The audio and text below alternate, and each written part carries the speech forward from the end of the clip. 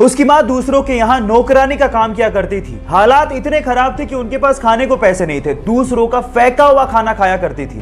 पहनने को कपड़े नहीं थे, आलू का बोरा पहना करती थी। बचपन में उसके साथ कई बार यौन शोषण हुआ। 14 साल की छोटी सी उम्र में वो प्रेग्नेंट हो गई और अपने बच्चे को बचा नहीं सकी। इतना सब कुछ अगर किसी के साथ हो जाए तो वो टूट जाता, लेकिन ये टूटी नहीं। अपनी स्टेप फादर की मदद से उसने स्कूल में दाखिला लिया। पता लगा कि वो पब्लिक स्पीकिंग में बहुत अच्छी है और इसके बाद उसने पीछे मुड़ के कभी नहीं देखा। 1986 में आए अपने एक show the Oprah Winfrey show से वो पूरी दुनिया में छा गई और देखते ही देखते दुनिया की सबसे प्रभावशाली और शक्तिशाली महिलाओं में शुमार हो गई।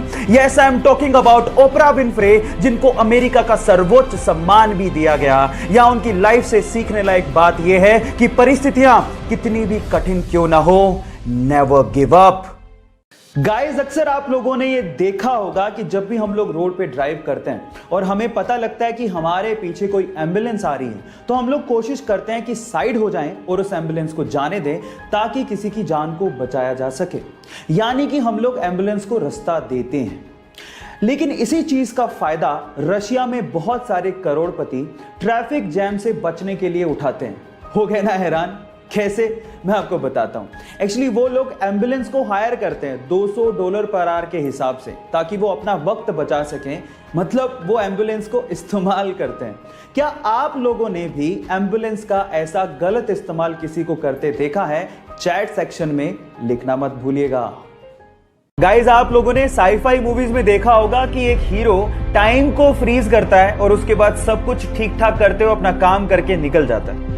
अगर मान लो इन फ्यूचर साइंस ने इतना तरक्की कर लिया और हम लोगों ने टाइम को फ्रीज कर दिया, तो क्या हम लोग सब कुछ ठीक कर पाएंगे?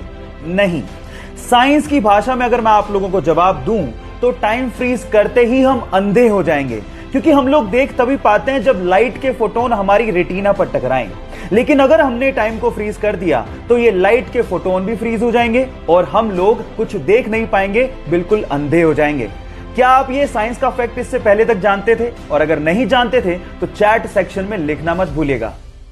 आप लोगों ने कैप्टन अमेरिका के हाथ में शील्ड को तो देखा होगा और उसको देख के शायद ऐसा महसूस होता होगा कि काश हमारे देश की सेवा में लगे और रक्षा में लगे सैनिकों के हाथ में ऐसी शील्ड होती ताकि उनकी जान को बचाया जा सकता।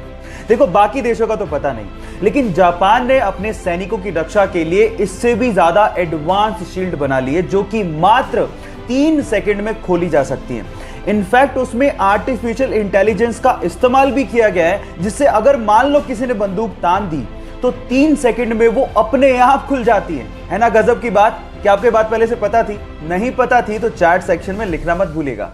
मोबाइल से जब हम लोग पिक्चर्स क्लिक करते हैं तो उसमें बाय डिफॉल्ट एक शटर साउंड आता है। अब इंडियन मार्केट में बिकने वाले मोबाइल्स में तो हम लोग शटर साउंड को ऑफ कर सकते हैं, लेकिन जापानीज मार्केट में बिकने वाले मोबाइल्स में ऐसा कोई ऑप्शन होता ही नहीं है। उसके पीछे का रीजन ये है कि सन 1998 में जब पहली बार जापान में कैमरा मोबाइल को इंट्रोड्यूस किया गया तो उसके अच्छे इस्तेमाल के साथ साथ उसके बुरे इस्तेमाल भी शुरू हो गए। भीड़ भाड़ वाले इलाकों में लड़कियों की छिप छिप कर फोटोज खींचनी शुरू हो गई और वो वायरल होना शुरू हो गई।